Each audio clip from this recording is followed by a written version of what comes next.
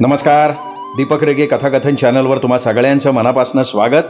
तुम्ही ऐकताय तानाजी धरणे यांची हेलपाटा ही कादंबरी आणि आज पुढचा भाग. 1988 साली मी 6वीला होतो.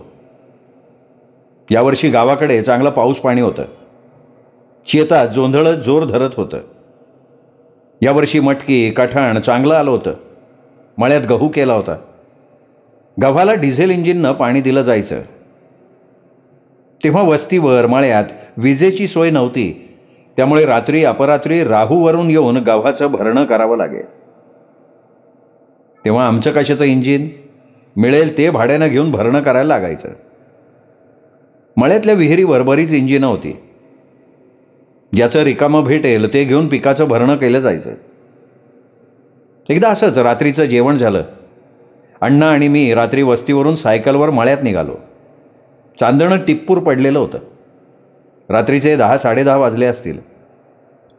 दिवसभर इतर सर्व लोक पाणी उपसायचे, त्यामुळे रात्री जाऊन पिकाचं भरणं करावं लागे. अण्णा सायकल चालवत होते. मी पुढे नळीवर बसलो होतो. रातकिडे किर्र किर्र करत होते. लांब कुठेतरी बेसूर आवाजात कुत्रं विवळत होतं. मध्येच टिटवीचा जीव घेणा आवाज ऐकू येत होता. चांदणं असल्यामुळे सर्वत्र उजेड दिसत होता. बरंच दूरपर्यंत नजरेला अंधुक का होईना दिसत होतं. खडबडीत रस्ता आणि नागमोडी वळणं असल्यामुळे सायकल बारीक खड्यांवरनं उसळी मारत होती. हळूहळू आम्ही मुरुबा देवाजवळ आलो. या मुरुबाजवळ आल्यावर प्रत्येक जणाने 2 खडे उचलून देवाजवळ टाकायची पद्धत होती. त्यामुळे त्या देवाच्या समोर दगडांचा भला मोठा ढीग तयार झाला होता. तो आजही बघायला मिळतो. मुरुबाजवळ आल्यावर मला थोडी भीती वाटल्यासारखी झाली. किंचित घाबरल्यासारखा झालो. जाताना देवाच्या वरच्या शेताच्या तुकड्यात एक पांढरी आकृती असल्याचा भास झाला, पण तिकडं बघायचं धाडस काही झालं नाही. मनातनं खूप भीती वाटत होती. तसं काही नसतं, पण लोकांच्या बोलण्यातनं आलेल्या गोष्टींमुळे माणसाच्या मनात कसे भीतीचं वादळच उभं राहतं ते आम्ही दोघा भावांनी अनुभवलं. त्याही घाबरलेल्या मनस्थितीत आम्ही गव्हाचं भरणं केलं. मळ्यात गेल्यावर मी अण्णांना भीतभीत विचारलं, वय अण्णा, तुम्ही काय बघितलं का? अण्णांनाही ते जाणवलं होतं, पण मी घाबरू नये म्हणून म्हणाले, छे, आपण कोणाला घाबरत नाही. तो प्रसंग आठवला तर आत्ताही अंगावर काटा येतो. तरीही आम्हाला कोणी दिवसपाळी नाही दिली. रात्री अपरात्री येऊनच भरणं करावं लागे. पुढे गहू कापणीला तयार झाला. त्याची कापणी केली. पण खळं आमच्या मूळ रानात होतं. मळ्याचं अंतर ते खळ्याचं अंतर अंदाजे 4 किलोमीटर.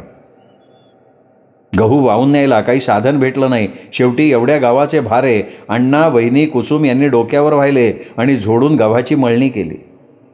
पण कुठली साधनं नाहीत म्हणून कोणाला विनवणी करत बसले नाहीत. ज्वारी राखणीचा हंगाम आला तशा भाऊंच्या आंबळ्याला फेऱ्या वाढल्या. शोधाशोध केल्यावर राजू काका निंबाळकर यांचं 15-16 एकर राखण भेटलं. राखण म्हणजे ज्वारीचं पाखरांपासून राखण करणे, ज्वारी काढणे, बांधणे, कणसं खुडणं, मळणी काढणं आणि गंजीला पेंडी लावणं ही सगळी कामं थोड्याशा धान्याच्या मोबदल्यात करावी लागत. ते काम 2-2.5 महिने चालू होतं. राखणीसाठी बाई आणि भाऊ गुरं घेऊन आंबळ्याला आले. भाऊ रोज राजू काकांच्या शेतावर जाऊन ज्वारीची राखण करायला लागले. 1-1.5 महिना राखण झाल्यावर ज्वारीचा काढणीचा हंगाम सुरू झाला. तसे अण्णा, वहिनी आणि कुसुम आंबळ्याला निघून आले. साधारण जानेवारी महिना असेल. घोराळावर मी आणि पोपट माझा भाचा दोघंच होतो. मी 6वीला आणि तो 4थीला होता. अक्का मेंढरा मागे असायची म्हणून तो पहिलीपासूनच आमच्याकडे होता. घोराळावर दुसरं कोणी मोठं नसल्यामुळे मलाच सगळं करायला लागायचं. सकाळी उठून 2-4 भाकरी टाकायचो, काहीतरी भाजी बनवायचो आणि शाळेला जायचो. तो माधवनगरला होता, मी गावात होतो. शनिवारी शाळा सुटली की आम्ही दोघेही सायकलवरनं आंबळ्याला जायचो. तिथे जाऊन शाळेचा अभ्यास करायचो आणि सोमवारी सकाळी लवकर निघून पुन्हा त्याला माधवनगरला सोडून मी राहूला शाळेत जायचो. शाळेतून आल्यावर पुन्हा स्वयंपाक करणे, कपडे धुणे, झाडलोट करणे, भांडी घासणे ही सगळी कामं मला करावी लागत होती. शिवाय वर्गातला पहिला नंबर टिकवून ठेवायचा होता. त्या वयात हा माझ्यासाठी कसोटीचा काळ होता. याच दरम्यान पोपट आणि मी दोघंच गुऱ्हाळावर होतो. एक दिवस अचानक त्याला खूप ताप आला. तापानं त्याचं अंग फणफणत होतं. मी त्याला तापाची गोळी दिली, पण ताप उतरायचं नाव घेत नव्हता. 2 दिवस तापामुळे त्याला धड झोपही लागत नव्हती का जेवणही जात नव्हतं. मी तर अगदी गांगरून गेलो. तेव्हा सगळीकडे कांजण्याची साथ चालू होती. त्याच्याही अंगावर कांजण्यांचे पुरळ आले. त्याला जेवण जात नव्हतं तर मी साबुदाण्याची खीर करून द्यायचो. तेव्हा त्याचा मामा, आई, बाबा सगळं काही मीच होतो. 4 दिवसांनी कांजण्या काळ्या पडायला लागल्यावर नंतर खापल्या पडल्या. नाकावर कांजण्याचा एक व्रण शेवटपर्यंत राहिला. असंच हाल अपेष्टा करत कधी जेवण बनवायचं, कधी खिचडी भात तर कधी सुकडी खायचो. कसे तरी काढले 2-3 महिने. एप्रिलला दोघांची परीक्षा संपली आणि आम्ही उरलं सुरलं सामान घेऊन सायकलवर आंबळं गाठलं. काही दिवसांनी पोपट त्याच्या गावी वाघाळ्याला गेला आणि तिकडेच त्यांनी प्रवेश घेतला. मी घरच्यांबरोबर ज्वारी काढायला जायला लागलो. खऱ्या अर्थानं आमचा कसोटीचा काळ सुरू झाला होता. रोज आम्ही ज्वारी काढायला जायचो. गुरंढोरं निंबाळकरांच्या रानात बांधलेली असायची. तिथे दिवसभर आम्ही रानात घाम गाळत होतो. ज्वारी काढणं, पेंड्या बांधणं, पाचोंदा गोळा करणं, कणसं खुडणं, खळं तयार करणं, धान्याची मळणी काढणं, ही सगळी कामं आम्ही करत होतो. 1.5-2 महिने अतिशय प्रामाणिकपणे आम्ही शेतीची कामं केली. एकदा दुपारच्या जेवणाला राजू काकांच्या आईनं सगळ्यांना ताक वाढलं. ज्वारीची भाकरी आणि ताक असं भारी लागलं की आम्ही 4-4 वेळा ताक मागितलं. अगदी मठार करून भाकरी खाल्ली, पण त्या ताकाला वेगळीच चव होती. पुन्हा तसं ताक मिळालं नाही. असं म्हणा की दिवसभर केलेल्या कष्टांमुळे आणि लागलेल्या भुकेमुळे त्या ताकाला एक वेगळी चव निर्माण झाली होती. त्याच दरम्यान कुसुमसाठी स्थळं येत होती. एक राहूचं स्थळ आलं. त्यांनी कुसुमला पसंतही केलं. पाहुण्यांची बैठक बसली, लग्न जमलं. मे महिन्यात लग्न करायचं ठरलं. लग्नासाठी एकही पैसा जवळ नव्हता. आम्ही वाण्याचं काम सोडून गावी आलो होतो. भाऊ मोठ्या धर्मसंकटात पडले. आता उचल द्यायला वाणीही नव्हता. इथे रोजंदारी काही मिळतच नव्हती. फक्त ज्वारीची काढणी, उक्ती कामं घेतली होती. भाऊ रोजच खूप विचारात असायचे. लग्नासाठी पैसा आणायचा कुठून या विवंचनेत असायचे. ठरल्याप्रमाणे साखरपुडा झाला. साखरपुड्याला राहूची मंडळी आली. मी सायकल घेऊन बोंबल्याचं तळ गाठलं. जयसिंगप्पा तिथे बेकरी घेऊन राहत होते. त्यांना बऱ्याच ठिकाणी शोधलं, तेव्हा ते सापडले. आप्पांना सायकल येत नव्हती. त्यांना डबल सीट घेऊन आलो. सखाराम मामा होतेच. साखरपुडा व्यवस्थित पार पडला. काय देवाणघेवाण ठरली. साखरपुड्यात आमचं सर्वांचं बाटार कुसुम खूप छान दिसत होती. साखरपुडा व्यवस्थित पार पडला. घरगुती जेवणं झाली आणि पाहुणे लग्नाची तारीख ठरवून राहुलला निघून गेले. खजिनी आणि हिरा ही आमची 2 खोंड होती. भाऊंनी ती दोन्ही विकली आणि राजू काकाकडे सालानी राहून 5,000 रुपये उचल घेतली. मे महिना असल्यामुळे सर्वत्र लग्नाचा सीझन चालू होता. भाऊंनी कसे तरी वाजंत्री, मंडपवाले, प्यागा, बेंद्रे यांना सुपाऱ्या देऊन राजी केलं. थोड्या लग्नपत्रिका छापल्या होत्या. हळूहळू लग्नाची तयारी जोरात सुरू झाली. बाई घरामध्ये पापड, कुरडया, सांडगे, शेवया, पापड्या बनवण्यात मग्न होती. सर्वांना थोडेफार कपडे घेण्यात आले. नवरदेवाचे कपडे शिवायला दिले. नवरीच्या साड्या घेण्यात आल्या. तळेगावला जाऊन जयसिंगप्पाच्या ओळखीवर 1200 रुपयांची झाल भांडी आणली. हळूहळू पत्रिका वाटूनही झाल्या. लग्नाचा दिवस आला. दारी मंडप सजला. पै पाहुणे यायला लागले. लग्नात बुंदीचं जेवण करायचं होतं, पण ऐनवेळी आचारी भेटला नाही, म्हणून मग गोड शिरा करायचा ठरला. जेवण वस्तीला आणि वऱ्हाडाला घालायचं होतं. त्याप्रमाणे नियोजन करून रात्रीचा शिरा, भात, आमटी, हरभरा आणि बटाटा भाजी असा मेनू करण्यात आला. तेव्हा लग्न असलं की वस्तीतली सगळी लोक रात्रभर जागून स्वयंपाक करायची.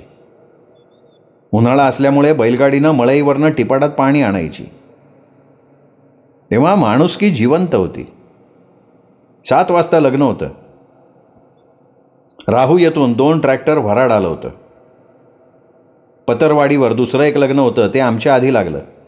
ते लग्न लावून माणसं आपल्या मंडपात आली. अक्षदा वाटायच्या वेळी लक्षात आलं की अक्षदांसाठी तांदूळच ठेवलेला नाही. माणसं तर मंडपात उभी. आम्ही सगळेजण खूप गोंधळून गेलो. मी पळत जाऊन बापू वाण्याकडनं 2 किलो तांदूळ आणले, त्यात भंडारा टाकला, अक्षदा बनवल्या आणि कसं तरी कुसुमचं लग्न पार पडलं. त्यानंतर जेवणावळी झाल्या. तेव्हा आहेर द्यायची पद्धत होती. मावशीचा राजू आणि मी डबा घेऊन आहेर जमा केला.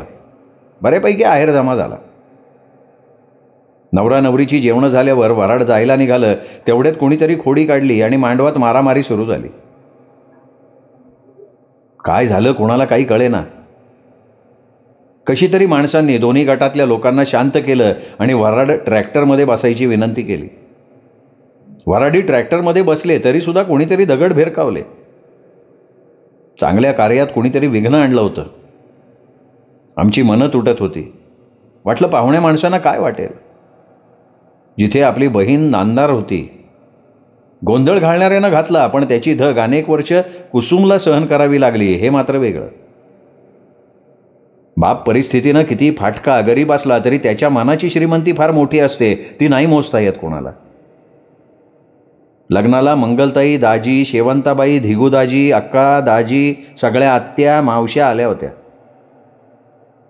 लग्नात झालेला गोंधळ थोडा कमी झाला. नवरी जायला निघाली. जाताना सगळ्यांना भेटत होती. तिच्या मनाची पार काहिली झाली होती. भाऊ एका कोपऱ्यात उभे होते. कुसुमचं लक्ष भाऊंकडे गेलं तसं तिला खूप गहीवरून आलं. 2 महिने आपल्या लग्नासाठी पायाला भिंगरी लावून अनवाणी फिरणारा, अहोरात्र खस्ता खाणारा, लग्नाच्या पैशासाठी या वयातही सालं धरणाऱ्या जन्मदात्याच्या त्यागानं तिचं हृदय पिळवटून जात होतं. आयुष्यभर भाऊंनी कुटुंबासाठी आपल्यासाठी घेतलेले कष्ट, खाल्लेल्या खस्ता तिच्या डोळ्यांसमोर दिसत होत्या. ती मोठमोठ्यानं रडायला लागली तसा आमचाही सगळ्यांचा बांध फुटला आणि सगळेच धाय मोकलून रडायला लागलो. रात्र होत होती. वऱ्हाडाला दूर जायचं होतं म्हणून मामांनी सगळ्यांची समजूत काढली. नवरी जड अंतःकरणानं ट्रॅक्टरमध्ये बसली आणि वऱ्हाड राहूच्या दिशेनं गेलं. आंबळ्याला खूप दुष्काळ असायचा, पण आपण जिथे एवढी वर्ष काम केलं त्या बागायत ओल्या दंडात आपली मुलगी दिली याचा भाऊंना आनंद झाला होता. त्या आनंदानं बापाची छाती फुगली होती. त्याच्या पुढे त्यांनी घेतलेले कष्ट, यातना त्यांना कसपटासारख्या वाटत होत्या. कुसुमबाई नांदायला निघून गेली, पण जाताना बापाचं दुःख, यातना, वेदना, असहाय्यपणा उघड्या डोळ्यांनी बघण्याशिवाय तिच्याकडे गत्यंतर नव्हतं. नवरीचे नवलाईचे 9 दिवस संपले. तिचा संसार सुरू झाला. मी पहिल्यांदा तिला आणायला गेलो तेव्हा गाडी नव्हती. सायकलवरनं घेऊन आलो. तिला साडी चोळी घेतली आणि तिची पुन्हा पाठवणी केली. ती रमली तिच्या संसारात. आम्ही सगळेजण निंबाळकरांच्या इथे राबत होतो. दुसरा काही पर्यायच नव्हता. उन्हाळ्यात राजू काकांची सगळी जमीन भाऊंनी नांगरली. 15-20 एकर होती. भाऊंना चप्पलची सवय नव्हती. पायात रबरी बूट घातले तर त्यात खडे जायचे आणि पायातल्या कुरपांना इजा व्हायची. खूप दुखायचं ते. भाऊ राजू काकांकडे मुक्कामी राहून त्यांच्या जनावरांना चारा पाणी, सकाळी शेण काढणं, गोठ्याची झाडलोट करणं ही कामं करायचे. कुठं जाणं नाही, काही येणं नाही. वर्षभर बांधून सालानी होते. बाई, अण्णा, वहिनी, मी सकाळी घरून राजू काकांच्या शेतावर जायचो. संध्याकाळी वस्तीवर यायचो. भाऊंना मी सकाळी भाकरी घेऊन जायचो. तीच भाकरी भाऊ 2 वेळा खायचे. कधी कधी भाकरी आणि कालवण इटायचं, खराब व्हायचं. मग भाऊ तशीच पाण्याबरोबर भाकरी खायचे. कारण दिवसभर शेतात काम केल्यामुळे पोटात भुकेचा डोंब उभा राहिलेला असायचा. दिवसामागून दिवस गेले. मे महिना संपला. जून सुरू झाला. मी सायकलवर राहूला गेलो. शाळेत अर्ज केला की मला शाळा सोडायचा दाखला मिळावा. मुख्याध्यापक मुळे सर होते. माझा दाखला दिला नाही. मी रडकुंडीला आलो. तेवढ्यात डुबेवाडीचे सरपंच पाहुणे दत्तू गंगाराम डुबे भेटले. ते मला कुसुममुळे ओळखत होते. त्यांना माझी सगळी हकीकत सांगितली. मग त्यांनी मुळे सरांना माझी परिस्थिती सांगितली की धरणेचे आईबाबा बन्सी शेठकडे कामाला. ते प्रामाणिक असल्यामुळे गुऱ्हाळावर 10-15 वर्ष निघाली. आता त्याचे आईबाबा त्याच्या मूळ गावाला गेले. यानं 4 महिने हातानं करून खाल्लंय. हे सगळं कथन करून सांगितल्यावर सरांनी माझा दाखला दिला. तो मी घेतला. सायकलला टांग मारली. आंबळं गाठलं. करडेच्या श्री भैरवनाथ विद्यालयात आलो. शाळा सुरू झाली होती. सर्व मुलं आपापल्या वर्गात बसली होती. या विद्यालयात एकदम नवखा होतो मी. शाळा सुरू होऊन काही दिवस झाले होते, पण माझा पहिला दिवस होता. मुख्याध्यापक आवारी सर होते, एकदम कडक. सर नजर पडले तरी पोरांना कापरं भरायचं. मी 7वीच्या वर्गात जाऊन बसलो. नवीन शाळा, नवीन मुलं, नवीन शिक्षक, त्यामुळे माझी कोणाशीही ओळख नव्हती. कोंबडीच्या कळपात एखादं दुसरं पिल्लू आल्यावर कोंबडी आणि पिल्ल जशी नवख्या पिल्लाची अवस्था करतात ना, तशी माझी अवस्था झाली. मला धड करमतही नव्हतं. 7वीच्या वर्गात एक गिरीश मराठे नावाचा नवीन मुलगा आत्याकडे शिकायला आला होता. मग तो आणि मी दोघे नवीन विद्यार्थी एका बेंचवर बसलो. दुपारी मुख्याध्यापक सरांनी नवीन आलेल्या मुलांना त्यांच्या केबिनमध्ये बोलवलं. भोसले शिपाई काकांनी निरोप दिला. श्री भैरवनाथ विद्यालय, करडे, एक नामांकित विद्यालय होतं. या हायस्कूलमध्ये करडे, चव्हाणवाडी, लंघेवाडी, अनोसेवाडी, आंबळे, बाभुळसर, भांबर्डे, गायकवाडवाडी, दहिवडी, इंगळेनगर ह्या सगळ्या परिसरातनं विद्यार्थी यायचे. त्यामुळे मुख्याध्यापक खोगीर भरती घेत नसत. मी आणि मराठे दोघे सरांच्या केबिनमध्ये गेलो तर समोर एक भारदस्त व्यक्तिमत्व दिसलं. आवारी सर, उंच, लांब लांब हात, करारी नजर आणि आवाज एकदम भारदस्त. माणूस बघता क्षणी सरांच्या व्यक्तिमत्वाचा गुलाम व्हायचा. No chance. सरांनी वरच्या आवाजात विचारलं, काय रे, कुठून आलास? तसं मी माझं नाव, शाळेचं नाव सांगितलं. कैलास विद्या मंदिर, राहू. लगेच सर म्हणाले, रे वा, मुळे सर का? मी मान हलवली. म्हणाले, मराठी शाळेत का नाही गेलास? त्यावर मी काही बोललो नाही, फक्त खाली बघत होतो. शेवटी म्हणाले, मार्कशीट दाखव. मी थरथरत्या हाताने माझं 6वी पासचं मार्कशीट पुढे केलं. सरांनी त्याच्यावर एक कटाक्ष टाकला. 6वीला मला 88% मार्क होते. ते बघून सर खुश झाले. त्यांच्या चेहऱ्यावर एकदम हसू फुललं. म्हणाले, आण तो दाखला इकडे. जाधव सरांना बोलवलं. माझा प्रवेश करून घेतला. हे सगळं बघून माझा जीव भांड्यात पडला. मी मनोमन निश्चय केला की जसं राहूला नाव काढलं तसंच इथे खूप अभ्यास करून नाव कमावणार. झपाटून अभ्यास करीन या इराद्यानं कामाला लागलो. शनिवार, शिरूरचा बाजाराचा दिवस बघून मी सायकलवर शिरूरला गेलो. मला हवी असणारी पुस्तकं घेतली. परत निघालो तर भयंकर पावसाळी वातावरण तयार झालं. मी प्लॅस्टिक पिशवी घेतली, त्यात पुस्तकं ठेवली आणि निघालो. सरदवाडी घाट ओलांडला. वरती आलो तर तुफान मुसळधार पाऊस आला. मी वडाच्या झाडाचा आधार घेतला. सायकल वडाच्या खोडाला लावली. तिथेच खोडाजवळ उभा राहिलो. 1-2 तासाने पाऊस थांबला. मग मी हळूहळू घरी पोहोचलो. पाऊस झाल्यामुळे सायकलच्या चाकात चिखल अडकत होता. तो मी एका काठकीनं काढून टाकत होतो. त्या पावसानं माझी पुरती फजिती केली होती. कसा तरी एकदाचा घरी पोहोचलो मी माझा अभ्यास सुरू केला. शाळेत नियमित जायला लागलो. शाळेत देशमुख सर होते. स्वभावानं एकदम कडक, पण मनानं तेवढेच चांगले. गरीब विद्यार्थ्यांच्या नेहमी पाठीशी उभे राहणारे. त्यांचा आम्हाला खूप आधार वाटायचा. सरांनी माझ्या पडत्या काळात मला खूप धीर दिला. मला सहानुभूती दाखवताना प्रसंगी इतर शिक्षकांचा रोष पत्करला, पण मला मोलाची साथ दिली. सरांनी माझ्यासारखे असंख्य विद्यार्थी घडवले. सर सधन कुटुंबातले होते, पण त्यांनी आमच्यासारख्या असंख्य मुलांची परिस्थिती डोळ्यांनी पाहिली होती, न्याहाळली होती. त्याच परिस्थितीचा भान ठेवून विद्यार्थ्यांनी आपलं योगदान दिलं पाहिजे हा त्यांचा खाक्या असायचा. अख्खी शाळा देशमुख सरांना टरकून असायची. सरांचा आमच्या मनावर खूप खोलवर परिणाम झाला, म्हणून आम्ही जीवनात यशस्वी झालो. सकाळी उठून निंबाळकरांच्या मळ्यात जावं लागत होतं. आम्ही वाट्यानं उन्हाळी भुईमुग केला होता. चांगला पाऊस झाल्यामुळे बाजरीही वाट्यानं केली होती. 4-5 एकर बाजरी होती. कुसुमच्या लग्नामुळे कर्जबाजारी झालो होतो, त्यामुळे हा सगळा खटाटोप केला होता.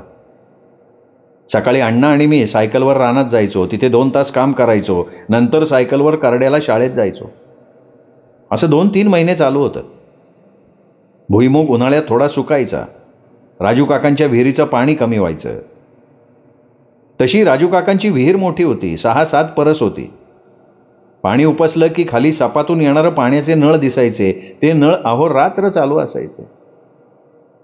दुपारी जेवण झाले की अण्णा आणि इतर मुलं पोहायला यायची. त्यात मी सुद्धा वरून उड्या मारायचो. त्या विहिरीत असणारी कबुतरांची जोडी भुरकन उडून जायची. त्यांची राहुटी होती त्या विहिरीत. तिथंच ते अंडी घालायचे. छोटी छोटी पिल्लंही त्या विहिरीत दिसायची. पाण्याची थोडी टंचाई यायची तर काही ठिकाणी भुईमुग सुकल्यासारखा दिसायचा. ते पाहिलं की आकाशाकडे नकळत नजर जायची आणि आकाशात कुठे थोडेसे ढग दिसले तरी आता पाऊस येईल या कल्पनेनं मन ओलचिंब होऊन जायचं. पण पावसानं ओढ दिली होती. ढगाला पाझर फुटत नव्हता. बाजरी खुरपताना तर आमची पूर्ण वाट लागली. कारण शेत जरी वाट्यानं केलं तरी सगळे मेहनत आम्हाला करायची होती. मजुरीनं माणसं लावली तरी शेत दुसऱ्याचं, पण मजुरी आम्हाला द्यायला लागत होती.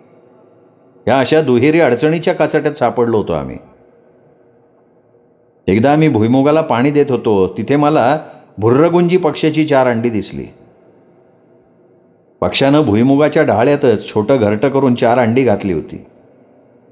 मी त्या घरट्याजवळ गेलो की तो पक्षी भुरकन उडून जायचा. असं बरेच दिवस गेले. मी दिवसातून 1-2दा तरी जाऊन बघत असे. त्या अंड्यातनं कधी पिल्लं बाहेर येतील याची मला उत्सुकता वाटत होती. एक दिवस अचानक अंड्याची टरफलं दिसली. मी कुतूहलानं घरट्याजवळ गेलो तर लाल मांसाचे 4 गोळे दिसले. एकदम छोटी पिल्लं होती. तेवढ्यात तिथे एक कावळा आला आणि त्यांनी झडप घालून एक पिल्लू नेलं. ते बघितलं आणि मनाला खूप वेदना झाल्या. तो हृदयद्रावक प्रसंग बघून काय करावं हे काही लक्षात येईना. शेवटी मी त्या घरट्याजवळ गुरांची उष्टावळ टाकली आणि पुन्हा कधी तिकडे फिरकलोच नाही. त्यानंतर भुईमुग काढणी, बाजरीची काढणी सुरू झाली. शेतीची कामं सुरू झाली. त्यामुळे माझी शाळा थोडी थोडी चुकायला लागली. 2-3 दिवस सलग शाळा बुडाली की शाळेत झालेला अभ्यास समजायचा नाही. त्यामुळे शिक्षक बडबड करायचे. मला कसं तरी वाटायचं. असं करून कशी तरी पहिली घटक चाचणी दिली आणि नंतर जास्तच खाडे व्हायला लागले. कारण भाऊ सालानी होते. त्यांना हे काम करता येत नव्हतं. संदीप छोटा होता त्यामुळे वहिनींना जास्त जमायचं नाही. तरीही जेवढं होईल तेवढं वहिनी काम करत होत्या. अण्णाही वाट्याचं काम संपलं की कुठे लागेल तिथे काम करत होते. 4 रुपये मिळवत होते. त्या 4 चौघांसारखी घरात बाईची आणि बहिणीची कुरबुर चालू असायची. घरात खर्चायला रुपयाही कुठून मिळेल अशी स्थिती नव्हती. घरात अडचणीचा डोंगर उभा असल्यामुळे माझंही अभ्यासात लक्षच लागत नव्हतं.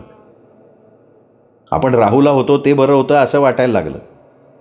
आपलं कुटुंब खूप वेगळ्या परिस्थितीतून जातंय याची मला क्षणोक्षणी जाणीव व्हायला लागली आणि आपणही कुठेतरी कामधंदा करून 2 पैसे मिळवावेत अशा विचारानं मला भंडावून सोडलं. जास्त खाडे व्हायला लागले तसं मला शाळेत जायची भीती वाटायला लागली आणि मग मी पूर्ण वेळ शेतातच काम करायला लागलो. देशमुख सरांनी, इतर सरांनी मुलांकडे निरोप पाठवला की धरणेला म्हणाव नियमित शाळेत ये, शाळा बुडवू नकोस. पण घरातलं वातावरण आणि दारिद्र्य बघून माझं मन होईना. आता न शिकता काहीतरी काम करून कुटुंबाला सावरावं असं वाटायला लागलं. एक दिवस सायकल काढली आणि बाईला सांगून मी मुंबईला ताईकडे जातो असं सांगितलं. आंबळ्यावरून भांबार्डे मागे शिंगाडविडीला गेलो. तिथे गेल्यावर बायडा आत्यानं विचारलं, काय रे ताना इकडं कसा आला? तर मुंबईला जाऊन भाजीपाल्याचा धंदा करणार आहे असं तिला सांगितलं. तेव्हा शिंगाडवाडीतला प्रत्येक घरटी माणूस मुंबईला धंदा करत होतं. त्यामुळे कोणीतरी आपल्याला भेटेल या हिशोबानं मी तिथे गेलो होतो. आत्याचा मुलगा सुनील माझ्याच वयाचा होता. त्यांनी शाळा सोडली होती. शेळी पालन सुरू केलं होतं. त्याच्या दारात करडं उन्हाला तापत पडली होती. वाड्यात काही तान्ह्या शारडा होत्या तर काही गाभण शेळ्या होत्या. त्यानं सकाळी सकाळी बोराटीचा पाला, कडुलिंबाचा पाला करडांना खायला घातला. 11 वाजले तसे 2 घास खाऊन मीही दिवसभर त्याच्याबरोबर रानावानात शेळ्यांमागे फिरलो. रात्री वस्तीत फिरून कोण मुंबईला जाणार आहे का ते बघितलं तर एवढ्यात कोणी जाणारं भेटलं नाही. तसा माझा हिरमूड झाला. काय करावं सुचेना. आत्याला वाटलं हा नक्कीच पळून आलाय. रात्री तिने माझी समजूत काढली आणि सकाळी तो आंबळ्याला जा म्हणाली. मुंबईला कोणी जाणार असेल तेव्हा तुला निरोप पाठवते. रात्रभर मी सुद्धा खूप विचार केला पण माघारी जाण्याखेरीज मला दुसरा मार्ग सापडेना. मला वाटलं होतं शिंगाडवाडीवरून मुंबईला जाणारं कुणीतरी भेटेल पण कुणीही जाणार नाही हे बघून माझा नाईलाज झाला. शेवटी दुसऱ्या दिवशी सकाळी न्याहारी करून मी शिंगाडवाडीवरनं निघालो. मी भांबार्डीच्या पाठारावर आलो तर समोरनं अण्णा आल्यानेच दिसलं. मी सायकल आणली होती म्हणून मामांची सायकल घेऊन ते आले होते. मला बघून ते बोलले, चल तुला न्यायला आलोय. बरं झालं तू अर्ध्यात भेटला. अण्णा आणि मी दोघं घरी आलो, पण मला करमत नव्हतं. मुंबईत जायचं, पैसा कमवायचा या विचारानं झपाटून गेलो होतो. शाळेत 2 महिने गेलो नव्हतो, त्यामुळे शाळेत जायची भीती वाटायला लागली. शेवटी आम्ही ज्यांची वाट्यानं जमीन केली होती आणि भाऊ जिथे सालानी होते, त्या राजू काकांचे वडील निंबाळकर गुरुजी आवारी सरांचे मित्र होते. निंबाळकर गुरुजी करड्याला मराठी शाळेवर होते. त्यांनी आवारी सरांना सांगून मला पुन्हा शाळेत घेण्यासाठी शब्द टाकला. सर हो म्हणाले. मामांनी गोपाळे डॉक्टर, जे करड्याच्या बांदलांचे जावई होते, त्यांच्याकडनं मेडिकल सर्टिफिकेट आणलं आणि मी पुन्हा शाळेत जायला लागलो. पुन्हा गैरहजर राहणार नाही याची हेडमास्तरांना हमी दिली. महिनाभर शाळा केली. पुढे 6 माही परीक्षा आली. 6 माहीचे पेपर दिले. दीपावलीची सुट्टी लागली. मी शेतात काम करतच होतो. घरात खूप हालाखीचे दिवस सुरू होते. मला काही करमत नसे. मेल्याहून मेल्यासारखं वाटायचं. दीपावली कशाची? गरिबीनं आमचा पार कडेलोट केला होता.